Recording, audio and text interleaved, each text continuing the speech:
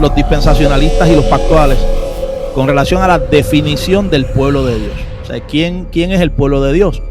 Porque en el dispensacionalismo tú sabes que se entiende como si Dios tuviese dos pueblos, uno nacional, terrenal y étnico, llámese Israel, y otro pueblo espiritual que vendría a ser la iglesia.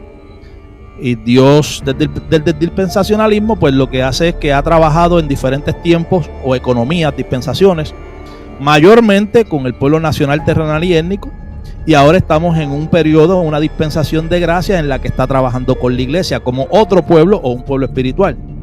Pero yo decía que en el Antiguo Testamento, aun cuando se expresa mucho en virtud de un pueblo nacional, terrenal, étnico, ese pueblo nacional, terrenal y étnico se le llamaba pueblo de Dios porque estaba vinculado pactualmente para con Dios. Por ejemplo, el sello o la señal de ese pacto era la circuncisión, era el Shabbat también, guardar el día de reposo. Eran como símbolos o marcas que evocaban una realidad pactual, una realidad para con ese pueblo.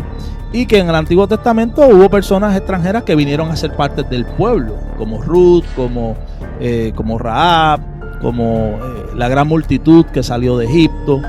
Y había mecanismos para que los extranjeros viniesen a ser parte del pueblo, si guardaban los estatutos, se circuncidaban, guardaban el Shabbat.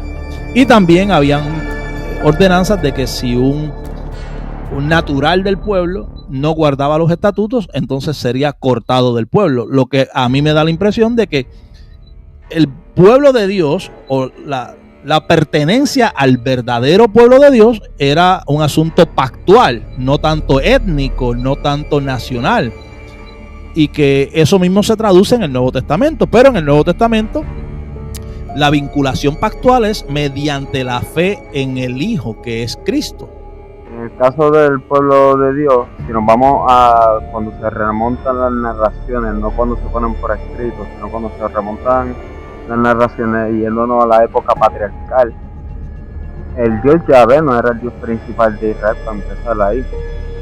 So, al él no ser el Dios principal de Israel en ese momento, por ejemplo, cuando está Abraham, que podemos ver desde el relato que su padre Taré, sus hermanos y demás eran politeístas, y Abraham no tenía una identidad con ninguna divinidad al momento como tal, hasta después que Dios se le presenta. Ellos adoraban a diferentes deidades como tal. O sea, luego, podrían decir, sí, pero es que luego, es que entra el pueblo de Dios y hay que hacer la circuncisión. Pero mi hermano, la circuncisión no entra hasta Moisés. Y a ver, ¿qué pasó con Abraham, José, Jacob? ¿Qué pasó con todos los patriarcas antes de llegar a Moisés y todas esas generaciones? O sea, el pacto es desde Abraham, no desde Moisés. Vamos a tirarlo para un comienzo. O sea, el pacto como tal, por ejemplo, con Dios, viene siendo con Abraham. Ahora ya si queremos ir a lo que viene siendo el pacto por algún acto, en este caso la circuncisión, alguna señal, pues sí viene siendo Moisés. Pero la promesa no fue hecha desde Moisés, la promesa fue hecha desde Abraham. Sí, eso es lo que dice Pablo. Pablo alega eso y dice que la promesa se había dado 400 años antes de que viniese la ley, y que la ley no anula la promesa, ¿no? Entonces, Pablo lo que hace es que regresa el argumento al punto de Abraham, al pacto abrahámico como punto de partida. Exacto, porque ahí es cuando, por ejemplo, tanto Pablo como los redactores del Nuevo Testamento, ellos ven el cumplimiento de todo lo que ocurre en el Antiguo Testamento, incluyendo los escritos de los profetas, o sea, lo que está en la Torá, los profetas y los libros sapiensales, etcétera. Ellos ven el cumplimiento de todo en Cristo. O sea, y al igual que Pablo también, o sea, por eso es que en Cristo es que empieza, si nos vamos a lo que viene siendo los pactos, en Cristo es donde viene comenzando esta época o este tiempo pactual como tal. O sea, a través de Cristo, ya que la misma Biblia dice que nadie ve ir al Padre sino por Él. O sea, y que Él es la promesa como tal, que nos es dada a través del Espíritu Santo por la obra que Él hizo en la cruz. Eso que señalabas de Abraham es bien interesante también en cuanto a lo que es la evolución religiosa del antiguo Israel. Porque hay muchas personas que piensan que el antiguo Israel siempre fue monoteísta, ¿no? Y experimentó. La realidad es que no.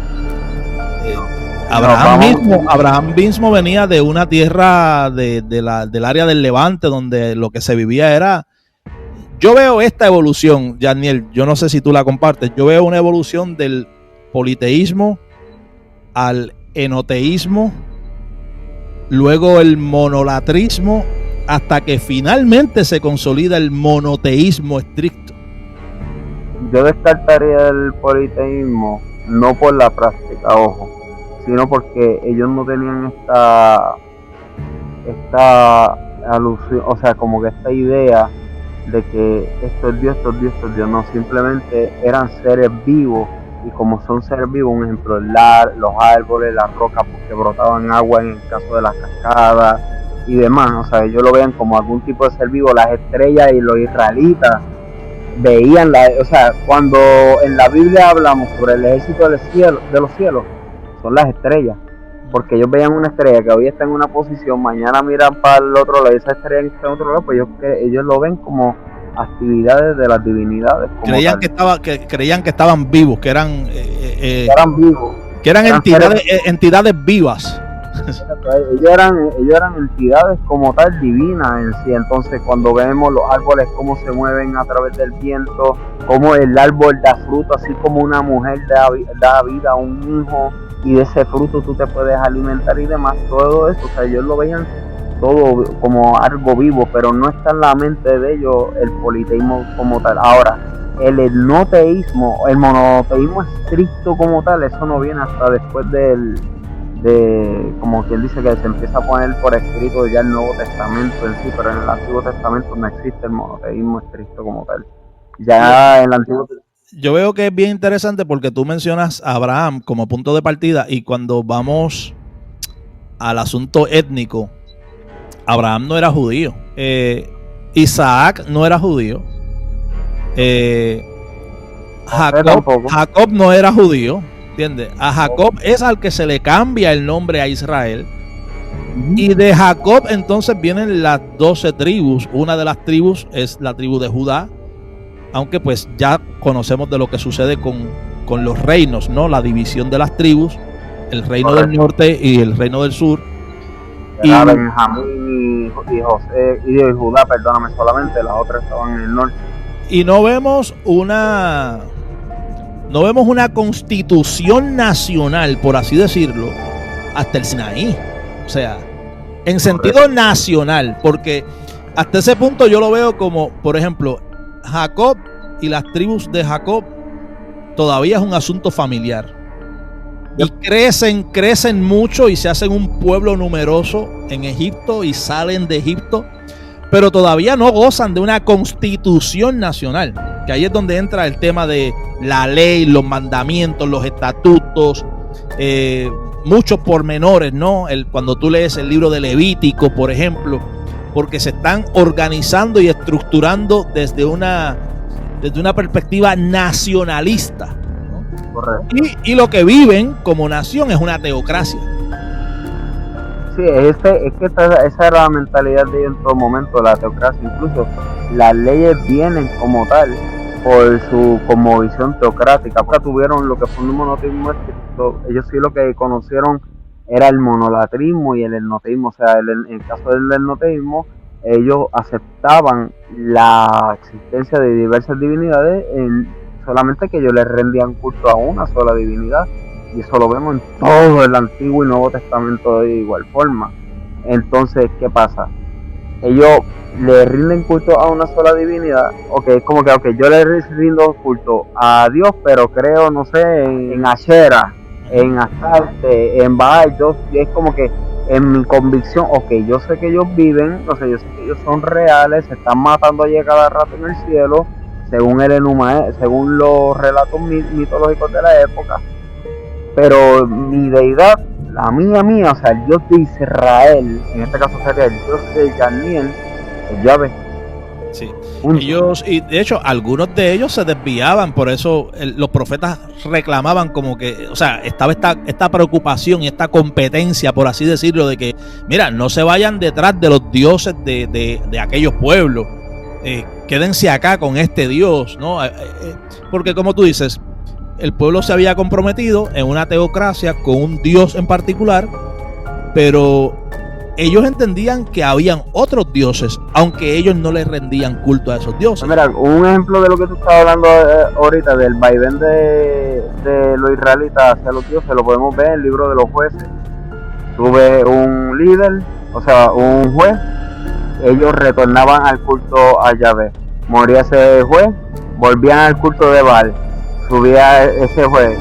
Ellos suplicaban, clamaban a Dios, Dios tenía misericordia de ellos, levantaba un juez, los libertaba. Ese juez moría, se volvían a Achera o a Astarte, y así sucesivamente. Entonces, luego Israel, tenemos que recordar también que Israel, cuando ellos escriben lo que viene siendo la mayor parte de la Biblia hebrea, ellos la escriben o sea, prácticamente comenzando en la época del exilio de los asirios y más o menos también terminando por la babilónica y los persas. O sea, que es un periodo bastante largo, lo que viene de una tradición oral, pero ya cuando ellos están poniendo estas cosas por escrito, ya ellos tienen cierta influencia de otras religiones, de otras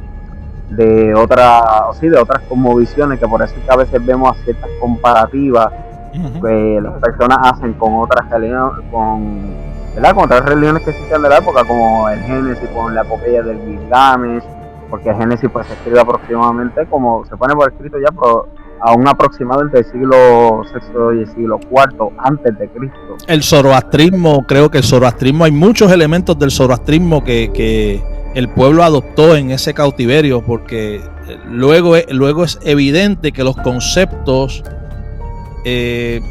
hacen sincretismo. O sea, ellos comienzan a integrar conceptos del zoroastrismo dentro de sus propias creencias. Se ve ese sincretismo y comienzan a expresarlo también. Sumamente interesante. Ellos no lo hacen con esta intención de sincretismo como nosotros lo veremos hoy día, sino ellos ya tienen esta costumbre de adoptar, por decirlo así, ciertas costumbres. Sí, de manera natural. Como por ejemplo, como los querubines que describe la Biblia, realmente son los lamazu de los asirios. Los lamazus, ajá. Exacto, son los lamazu de los asirios, que ellos no lo vean como hoy día diría alguien, eso es una criatura del diablo. No, o sea, nada que ver. O sea, eso sería en el siglo XXI que diríamos eso. En ese caso, no, ellos están describiendo desde lo que ellos están viendo y desde lo que ellos conocen como tal. Las criaturas protectoras que veían en otras culturas, ellos el concepto al momento de expresarlo lo expresan también valiéndose de su formación, de lo que han aprendido, de lo que han entendido, de la cosmovisión que llevan al momento en el que están expresando en